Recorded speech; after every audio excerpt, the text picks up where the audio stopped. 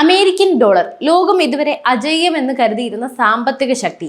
ലോകത്ത് എവിടെ എണ്ണ വാങ്ങണമെങ്കിലും സ്വർണം വാങ്ങണമെങ്കിലും ഡോളർ വേണം. ഇതായിരുന്നു ഇതുവരെയുള്ള നിയമം. എന്നാൽ 2026 ലോകം ഒരു പുതിയ ചരിത്രത്തിന് സാക്ഷ്യം വഹിക്കുകയാണ്. ആ നിയമങ്ങളൊക്കെ തിരുത്തി എഴുതപ്പെടുകയാണ്. അമേരിക്കയുടെ ഉപരോധങ്ങളെയും ഭീഷണികളെയും പുല്ലുപോലെ അവഗണിച്ച് ഭാരതത്തിന്റെ രൂപ ലോകം കീഴടക്കാൻ പുറപ്പെട്ടു. വൈറ്റ് ഹൗസിന്റെ ഉറക്കം കെടുത്തുന്ന ആ വലിയ നീക്കം നമുക്ക് പരിശോധിക്കാം. മലേഷ്യയുടെ മണ്ണിലാണ് നടന്നത്. ഡോളറിനെ നിലംപരിശാക്കിക്കൊണ്ട് രൂപയുടെ പതാക ക്വാലാലംപൂരിൽ ഉയർന്നു കഴിഞ്ഞു. ഇന്ത്യ എങ്ങനെയാണ് അമേരിക്കയുടെ ഈ കുത്തക തകർക്കുന്നത്? എങ്ങനെയാണ് മോദി എന്ന നയതന്ത്രജ്ഞൻ ലോകത്തിലെ വൻ ശക്തികളെ ഇന്ത്യയുടെ രൂപയ്ക്ക് പിന്നിൽ അണിനിരത്തുന്നത്? 3000 കോടി ജനങ്ങളെ സ്വാധീനിക്കുന്ന ഈ മഹാവിപ്ലവത്തിന്റെ ഉള്ളറകളിലേക്ക് നമുക്ക് കടക്കാം. നരേന്ദ്രമോദി മലേഷ്യയിൽ എത്തുമ്പോൾ ലോകമാധ്യമങ്ങൾ അതിനെ അതീവ ഗൗരവത്തോടെയാണ് നോക്കിയത്. വെറുമൊരു സന്ദർശനമായിരുന്നില്ല. ഇന്ത്യയും മലേഷ്യയും തമ്മിലുള്ള വ്യാപാരം ഇപ്പോൾ തന്നെ 1800 കോടിയിലധികം വരും.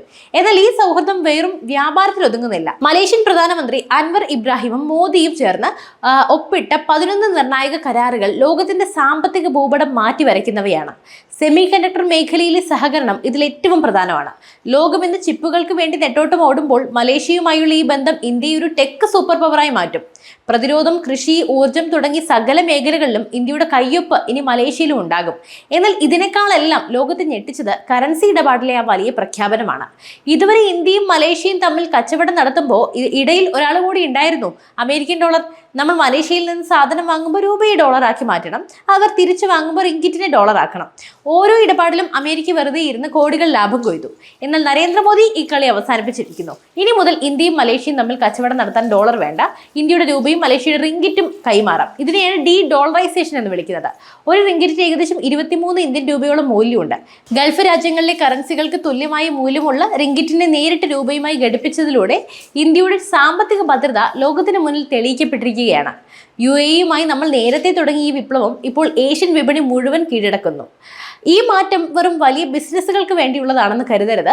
മലേഷ്യയിൽ മാത്രം ലക്ഷക്കണക്കിന് ഇന്ത്യക്കാരുണ്ട്, പ്രത്യേകിച്ചും മലയാളികളും തമിഴരും. ഇനി മുതൽ പ്രവാസികൾക്ക് നാട്ടിലേക്ക് പണം അയക്കാനും ഡോളറിന്റെ ആവശ്യമില്ല. ഇന്ത്യയുടെ അഭിമാനമായ UPI സംവിധാനം ഇനി മലേഷ്യയിലും ലഭ്യമായിരിക്കും.